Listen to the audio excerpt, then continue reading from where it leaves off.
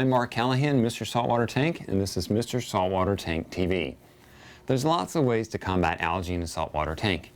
You can add a phosphate remover, you can add algae-eating organisms like turbo snails, lawnmower blennies, you can turn off the lights, and one of the most popular ways to fight algae is with algae itself. Fighting algae with algae is done by adding a refugium. In the refugium, good algae is grown that outcompetes the nuisance algae in your display tank. Refugiums can come in the hang-on-back form for sumpless tanks, in sump for your reef enthusiasts, or for some people who have room, external refugiums, which are more typical of the reef junkies out there. Taking refugiums a step further is to people who use their refugiums as gardens to grow ornamental algae and house invertebrates like starfish and seahorses.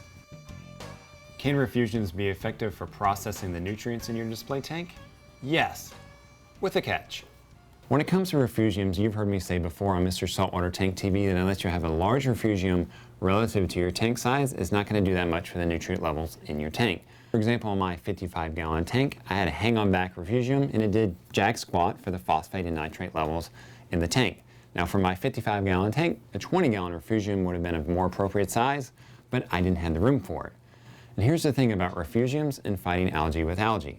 There's one thing that refugiums and the algae inside of them can't do. And this one thing is a key element in fighting and preventing a nuisance algae outbreak in your tank.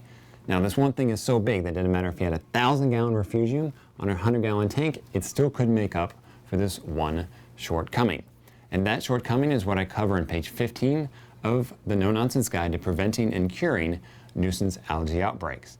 Now to find out about refugiums, fighting algae with algae, and what to do about their shortcoming, follow the link at the bottom of your screen to pick up your copy of the guide.